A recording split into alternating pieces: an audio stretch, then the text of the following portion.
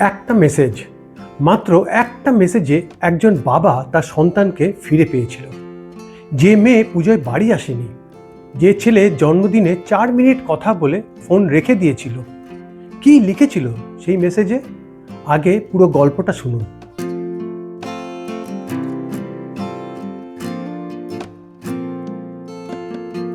আমার এক খুব কাছের বন্ধুর ছেলে তাকে ফোন করা বন্ধ করে দিয়েছিল।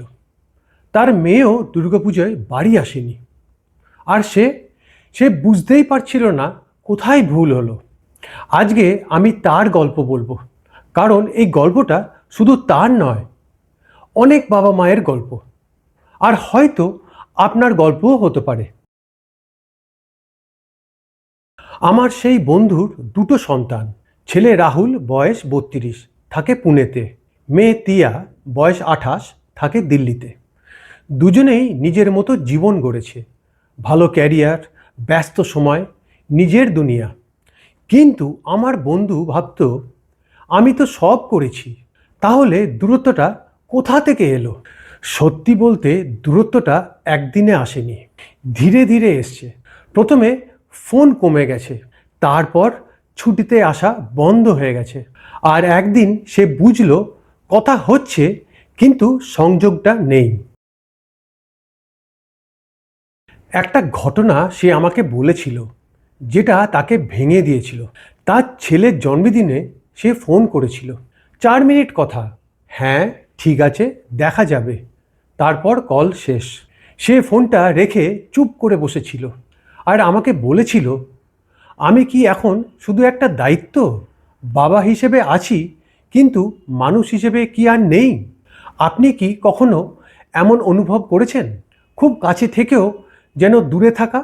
এটা সত্যিই খুব একা লাগার অনুভূতি।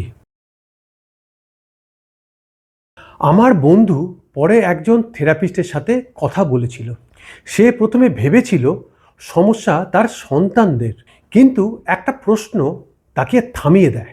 থেরাপিস্ট জিজ্ঞেস করেছিলেন, শেষবার যখন আপনার সন্তান আপনাকে কোনো সমস্যা বলেছিল, আপনি কি করেছিলেন? সে বুঝতে পারে সে শোনেনি। সে শুধু পরামর্শ দিয়েছে, লেকচার দিয়েছে, এটা করো ওটা করো বলেছে, কিন্তু শোনেনি। আমরা অনেক সময় ভুলে যাই, বড় সন্তানরা সমাধান চায় না, বোঝাপড়া চায়। আর একটা বড় ভুল ছিল তুলনা। অমুকের ছেলে এটা করেছে, ওর বন্ধু এটা করছে।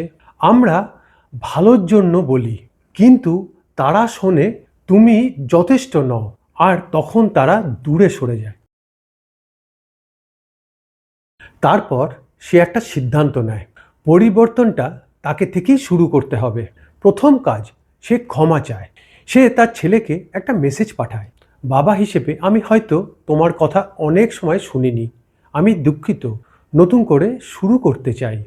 সেদিন কোনো উত্তর আসেনি, পরের দিনও না। কিন্তু 3 দিন পর একটা ফোন এলো, শুধু একটা প্রশ্ন, বাবা কেমন আছো? আমার বন্ধু বলেছিল এই কথাটা তার কাছে অনেক বড় ছিল। তারপর সে কিছু ছোট পরিবর্তন আনে। এক, সন্তানের ইন্টারেস্টে আগ্রহ। ছেলে ফটোগ্রাফি করে, সে শিখতে চাইল। 2, জাজমেন্ট বন্ধ। মেয়ের পছন্দের মানুষকে সে শুধু একটা প্রশ্ন করলো, তুমি কি খুশি? 3, ছোট ছোট যোগাযোগ। একটা মেসেজ, একটা রিল, একটা গান, তোর কথা মনে পড়ল, এটুকুই।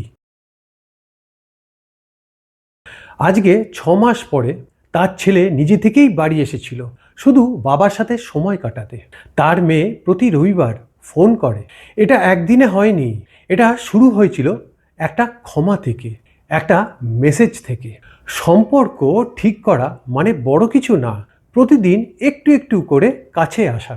যদি আপনার জীবনেও এমন কিছু ঘটে থাকে, তাহলে হয়তো আজকের গল্পটা আপনার জন্য। আজই একটা ছোট কাজ করুন, একটা মেসেজ পাঠান, তোমার কথা ভাবছিলাম, এটুকুই যথেষ্ট। ভুল আমরা সবাই করি, কিন্তু ভালোবাসা থাকে, শুধু কখনো কখনো সেটাকে আবার খুঁজে নিতে হয়। ভালো থাকবেন। ভিডিওটা যদি ভালো লাগে লাইক করুন, কমেন্টে আপনার গল্প শেয়ার করুন। দেখা হবে পরের ভিডিওতে। নমস্কার।